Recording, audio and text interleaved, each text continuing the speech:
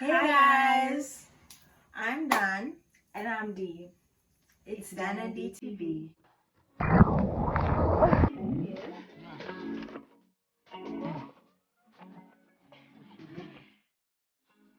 Welcome to our channel if you're new. And welcome back if you aren't. We hope you love it here. It's hot. As you can see by the title, we'll be talking about our work and travel experience. I'm going to split this up into about 2 or 3 parts, so bear with us. I was suggested by a friend. Shout out to Basil. He recommended them to me. He also helped me in getting on the program, just some behind the scenes. So I signed up with an agency by the name of IRSS, and how it works and how most of these agencies work is you pay a registration fee, which is generally 3,500 JMD. Oh, I thought that was a program fee. 3,500 JMD. You register. They mostly have an online portal where you can look for your job. So before that, you have to start making deposits. So for first time goers, my program fee was about $1,400, and if you paid before January, you'd get $100 discount. So that's a lot of money, but I would say if you play your cards right, it will definitely be worth it, because you can make that money back within the first paycheck. Okay, that's 2 weeks. When you pay like a half of it, you get access to the jobs, and I had wanted to work at Cedar Point Amusement Park because he suggested this place. I did end up working there. I did housekeeping, so I was at the amusement park, but I worked in a hotel specifically that was on the compound. I worked 2 years, not consecutively. I worked in 2017 and 2019. Stay with me here. So for me, we went with work abroad, but who's me? I went with work abroad, but it was lifeguarding with a company called Continental Pools. Now I must know that Continental Pools isn't affiliated with work abroad anymore. They're working with first class travel experience. Like, I have it up here, like 10 out of 10 would recommend. They're super fun. It's a very warm environment, definitely. Like, they're super friendly. Yeah, would recommend. What really grabbed me was their program fee. So generally, as she said, 1,000 upwards.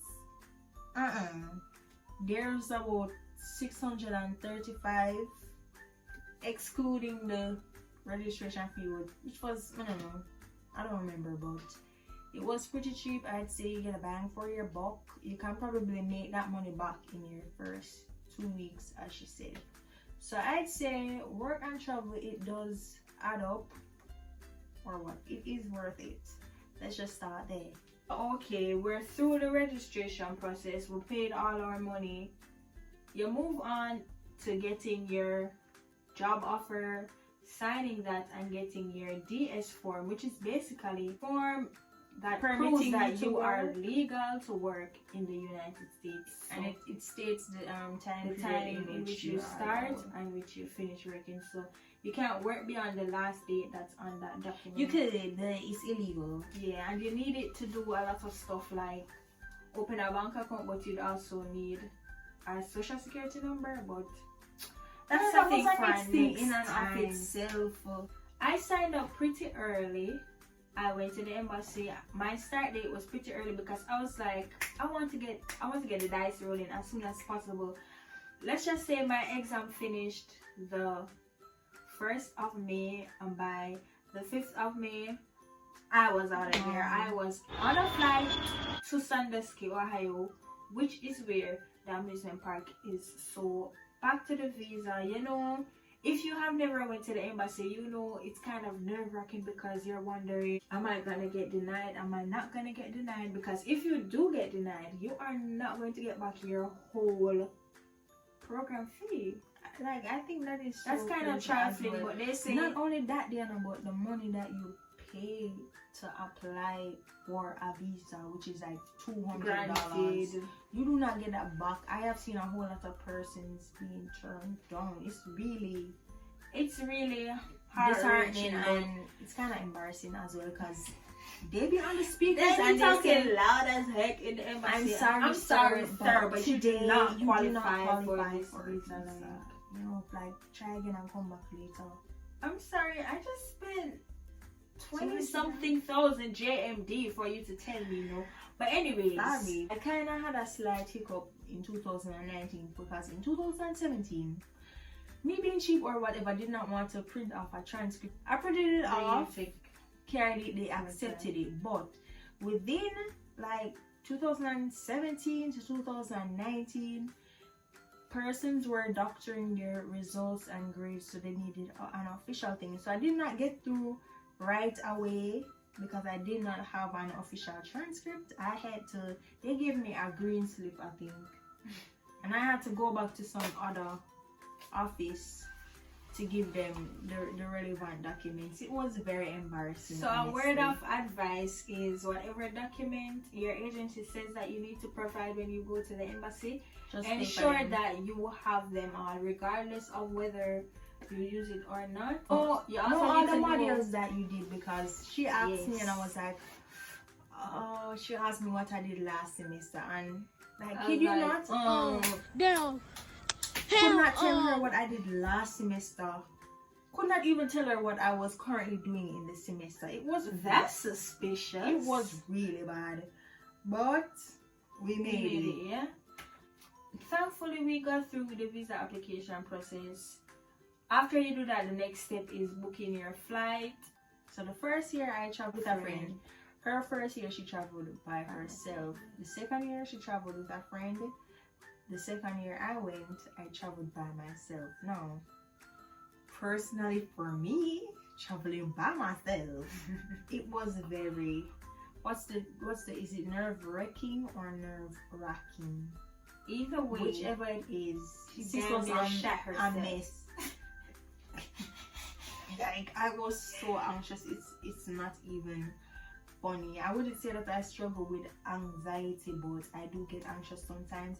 And you know that when you are nervous, your stomach does things, right? And you want to use the bathroom. So I was leaving from Sansa's. I took the Knutsford Express. I was on the Knutsford, like, cold sweat was washing me in the bus, y'all. I was saying,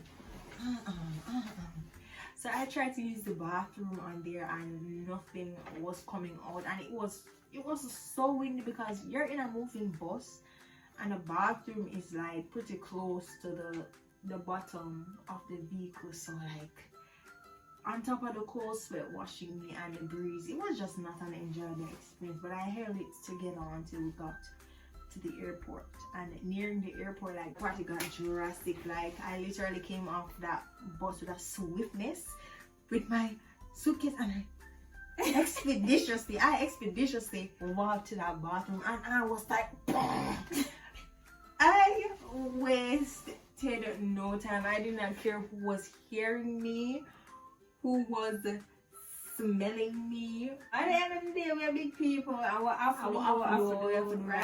a whole mess. I don't know if I used the bathroom more than once, but yeah, obviously, like, I'm here, guys. I eventually got something to eat and trying to drink my tea. Like, it's just, I don't know. There's just so many things that goes on in your mind. I personally was not concerned about being kidnapped, but it was more so like getting lost, being unable to find the persons that were coming for me, and missing my flight more than anything. But I'd say it's pretty simple. If you've never traveled before, just follow other people.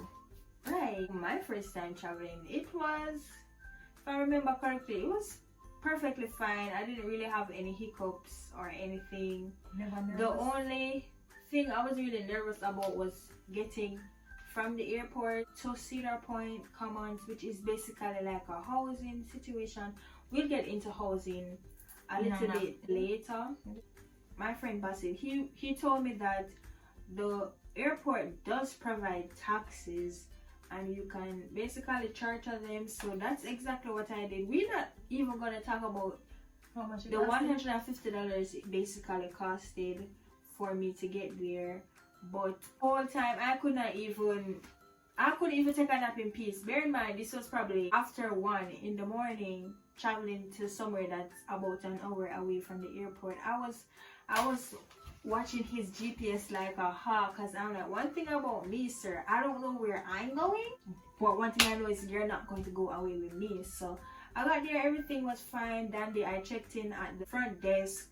I was assigned a room, and that's where I stayed for the whole summer. So our living situation is, it's essentially like dorms. So you have the dorms and apartments. The apartment consists of about 5 rooms in each little section, which houses 2 persons. So you get 1 roommate, and if you live in the dorm, it's essentially 2 bunk beds, so it's 4 persons in 1 room. I opted for the dorm because it was cheaper. There are kind of a lot of pros and cons for each. At Cedar Point, you don't have a kitchen, you're not permitted to cook, although our lovely Jamaicans, they had their hot plates and they cooked regardless. So that's a lot of money taking away from your pay. Although we were paying our rent at a discounted price, right? So our rent every fortnight was probably $120. I was paying almost half of what she was paying, but you could say I was using that money back into buying food. Although they had discounted meals on campus. And truthfully now, at Cedar Point, I think buying food to cook, it probably will come up to close to the same. Or well, it depends on what you eat still. Like if you're living on ramen and all of that, no. But if it's good foods, you're gonna be spending that money. Listen, I ate a lot of instant oats.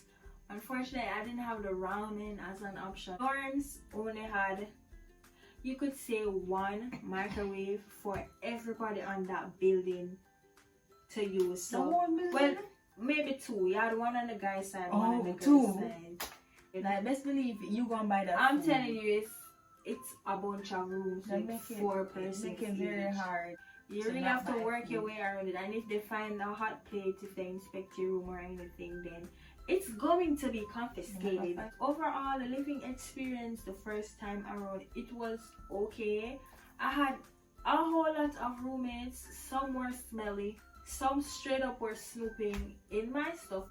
The 2 that stayed permanently, those girls made noise every night. It's 1 o'clock in the morning. These girls, they come to have fun, right? We come to really work our butt off, make some money.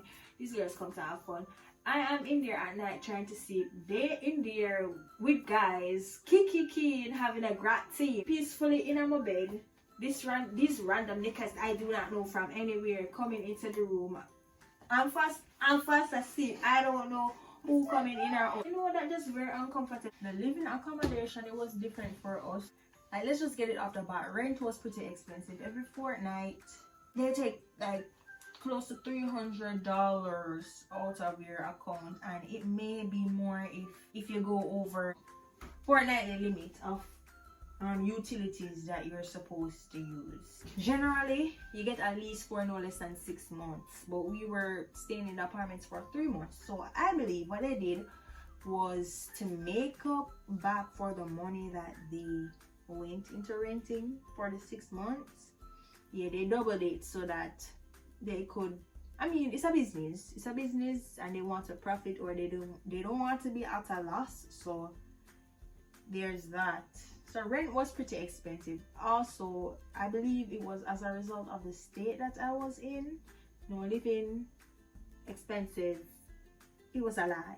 So it was an apartment. I'd say that they were pretty comfortable. More so the first apartment than the second. But I'd say living was pretty good. I'd say lived comfortably. First year around, for some time I had a room to myself before I got a roommate. It was just one other person in the room with me. Second time around, I was staying in a room with 2 persons, 1 male and 1 female. Like, Of course, there was privacy or whatever, if you're wondering, but that was it. I'd say the most I'd have to complain about with living with other persons is them troubling your stuff without asking. I don't have an issue sharing, but if you're going to trouble my stuff, or if you want something that I have, please say so, because I purchase things to last me for a certain amount of time, and if you take away from that, it will last me less, hence cost me my money. I spent my money on food. How about you? No, you didn't. How about you probably ask me before you touch my stuff? So I'd say it's not something that happened very, very often, but it happened every once in a while, and that kind of gets you sometimes, but otherwise it was okay. I'd say Part 2, we're gonna hopefully talk about the people we've met, or experience in general, wage, how much we made, as well co-curricular as activities, transportation to and from work, second jobs as well. Yeah, second jobs and all. Probably like our first week of work. Also, like, if you liked it, leave a like, leave a comment, tell us about your work and travel experience below. Hopefully this was informative enough.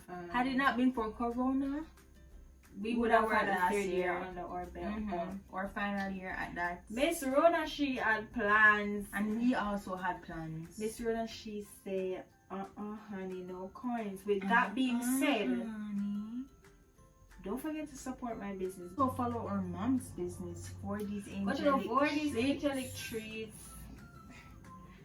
I'll drop my Cash App and PayPal below. Send me some money. You can open your purse. Open your purse. Don't forget to like, comment, and subscribe. And we'll see you in part 2.